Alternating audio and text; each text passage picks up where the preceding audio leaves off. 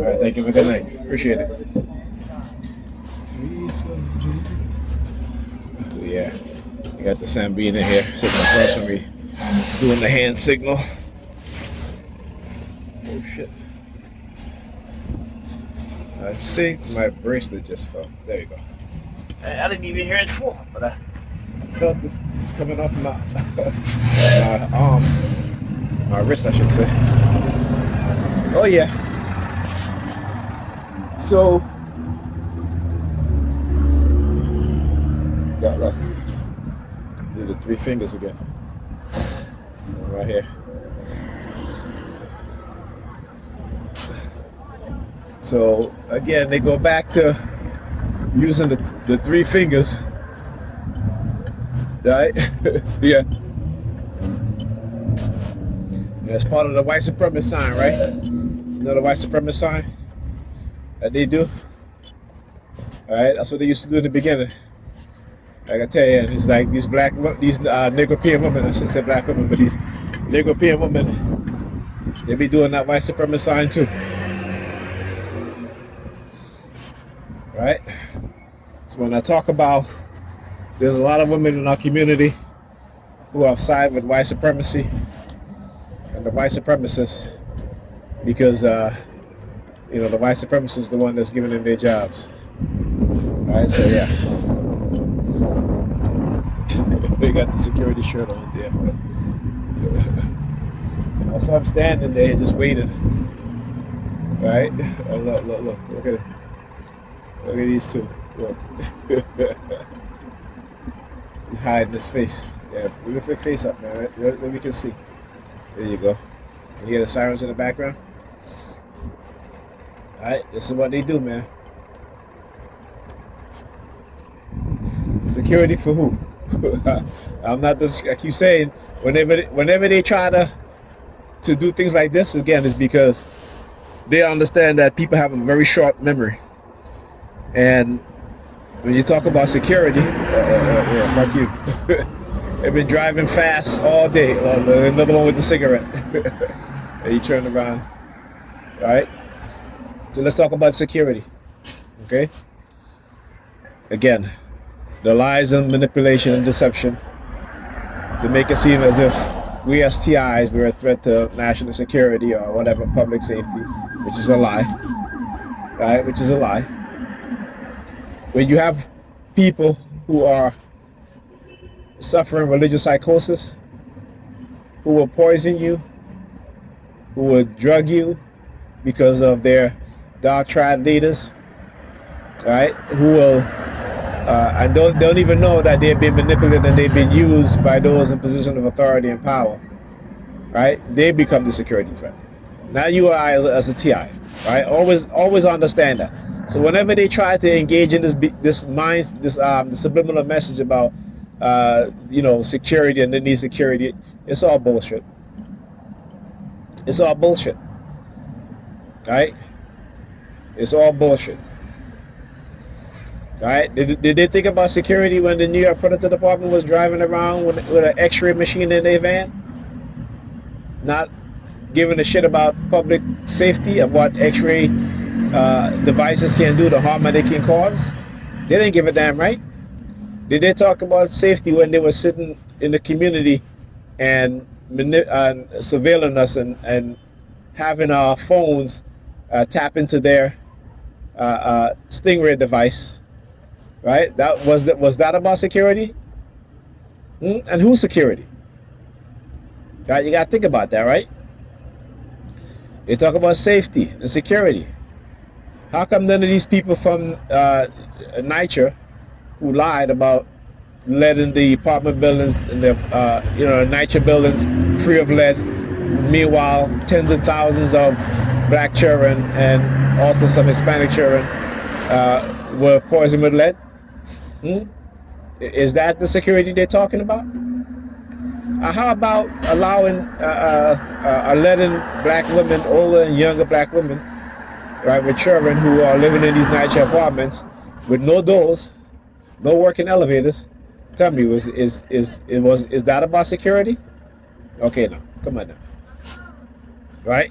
when the New York Predator Department was planting, continued to plant drugs on black men, young black men, all right, is that a security concern? Hmm? When they're using facial recognition software without us knowing it, right? When they do these things in secret, is that about security? Or it's about them violating our rights and want to get away with it? Hmm? What is it about, huh? Tell me.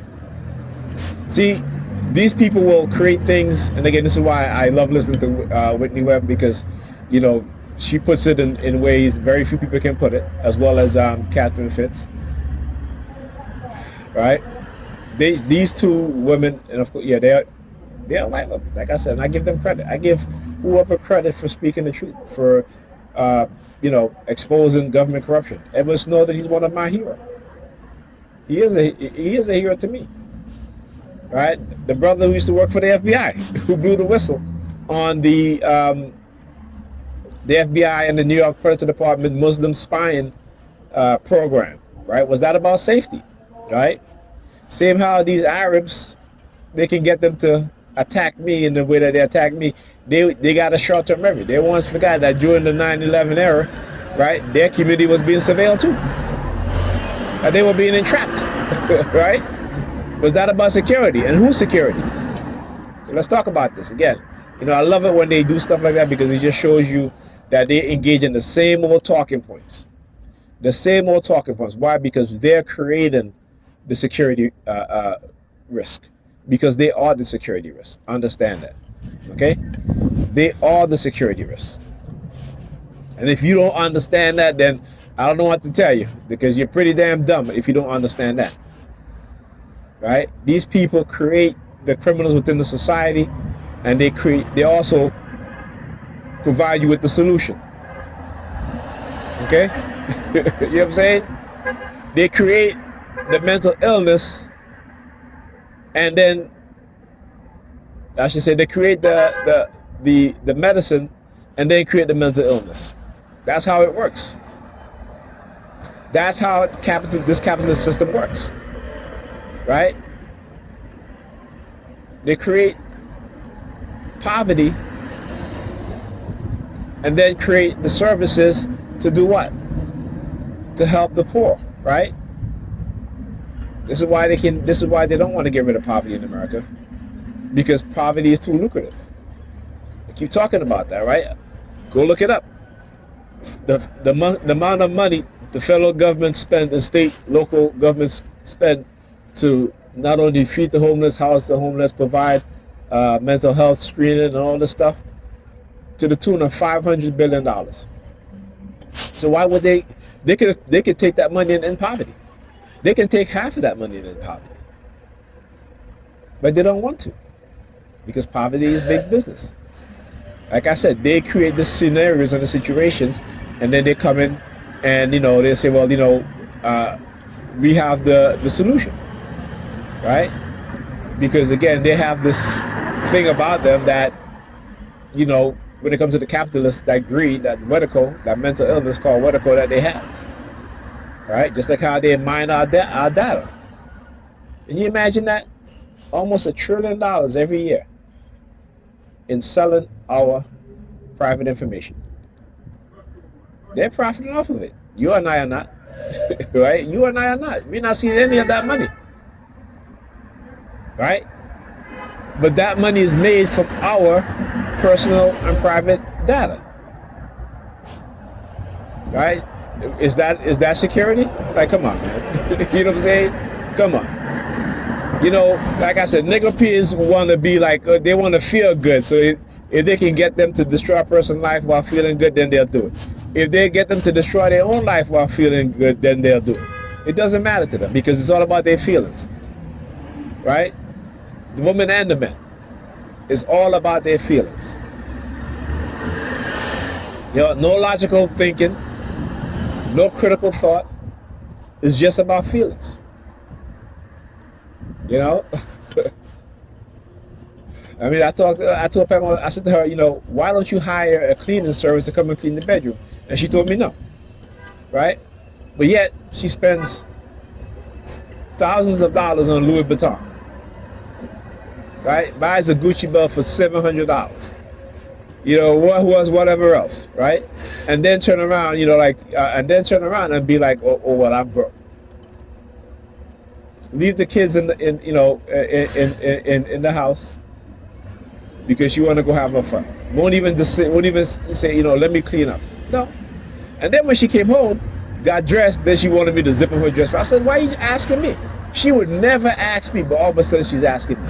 Well, this is sleeping. Then I should have been like that, wear something else. You know what I'm saying? But I ended up zipping up her dress for her anyway, because that's who she is. That's how she is. That is the manipulative aspect of her mind. You know what I'm saying?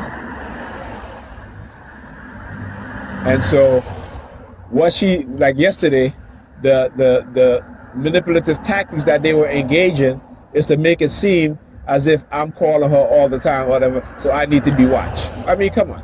I've known Pam for how long? Going on 2 decades now, right? We've called each other back and forth, except for when they went to her and told her whatever it is that they told her, lied to her, manipulated her, and she became outright targeted. Now, she used to target me before. And before, I used to chalk it up as being, we were all being irradiated. But now I know that they have given her whatever information, whatever lies, right? Because she's benefiting from the lies. That's all that is. She's benefiting from the lies. You know what I'm saying? She don't care. Like I said, she don't care. Again, my daughter got to school late this morning, and there's a reason why she took off yesterday too. It isn't because her leg was hurting her, because she knows she had a date tonight, so she wanted to conserve her energy. I know this woman very well. I know her very, very well. Right? She's always suffered from chronic fatigue syndrome, and to think that she would at least be more mindful of that, she isn't. So there you go. Like I said, there isn't anything much I can do or say. But I couldn't leave the living room the way it looked, because at least the kids have a clean space. The rest of the house might be messy as shit, but at least they can have a clean space, right? Because again, this is not this is not what she likes to do.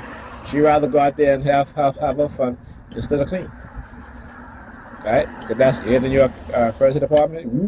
Yeah, that's what she likes to do.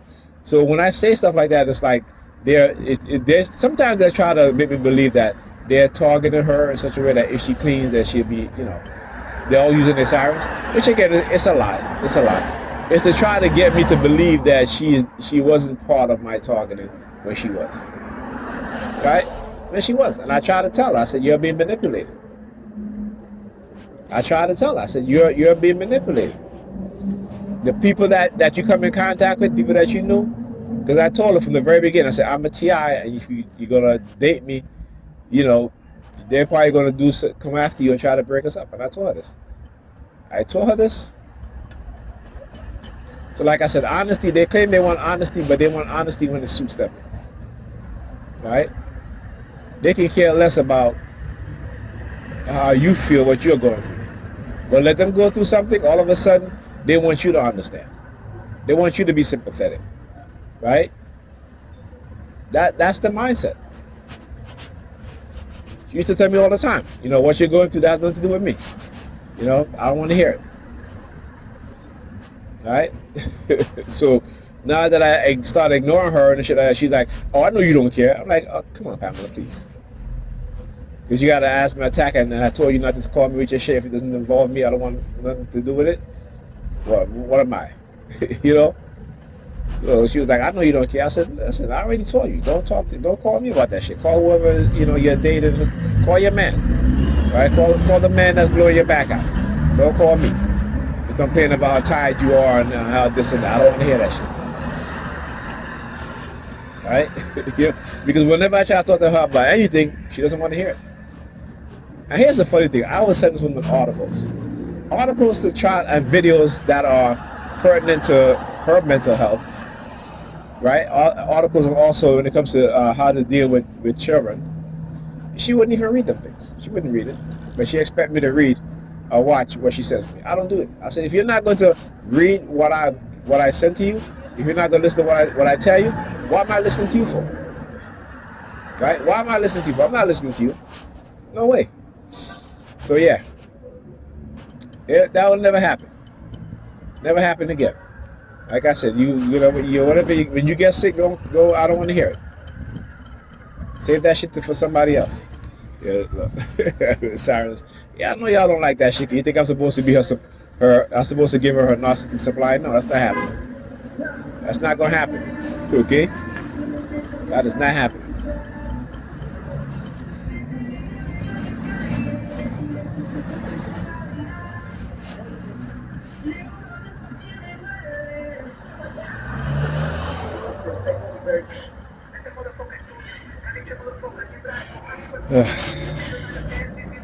All right. Well, the bus is taking a while, and again, I didn't leave late. You know, it's still.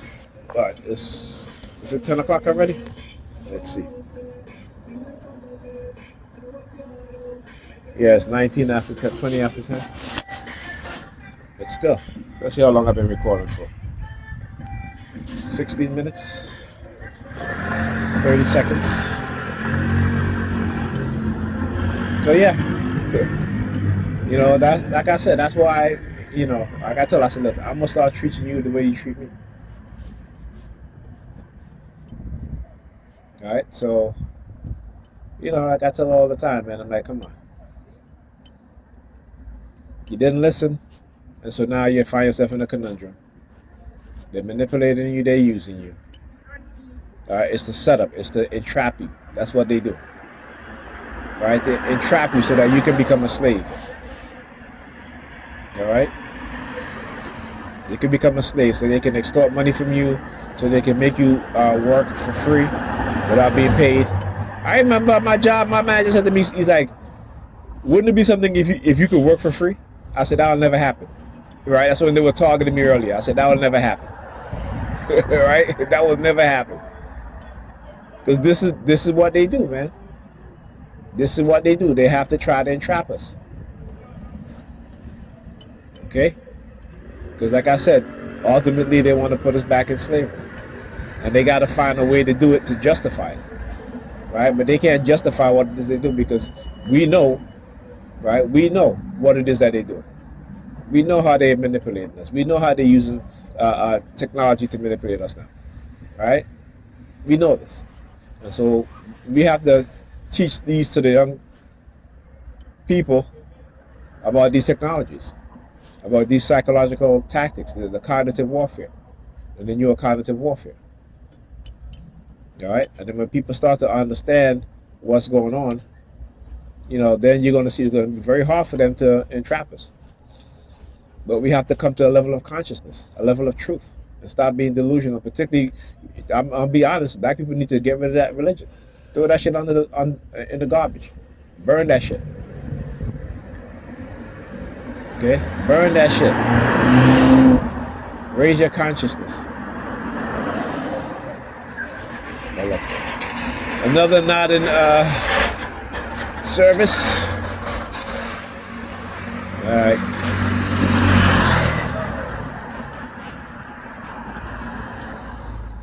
Shit is ridiculous, but hey.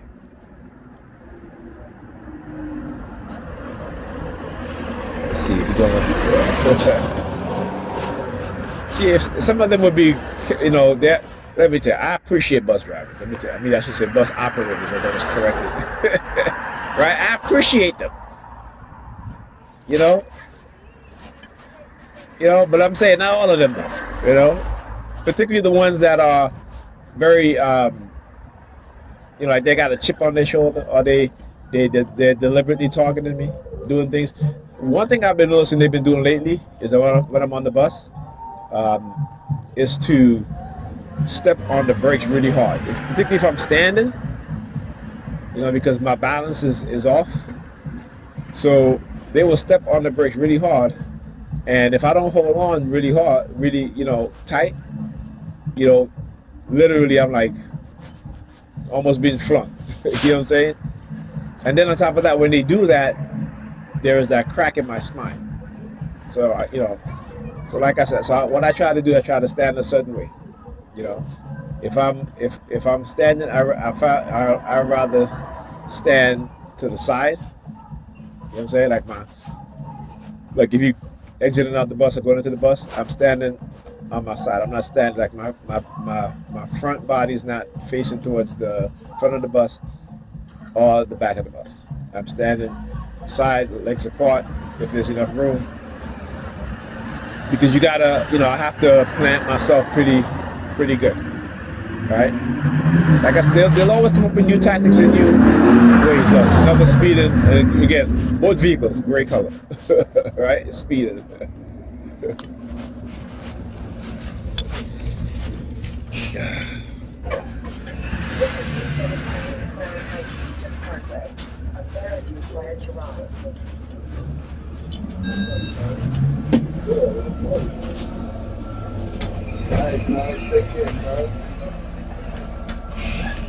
Hold the bus driver. Don't drive off here. Don't.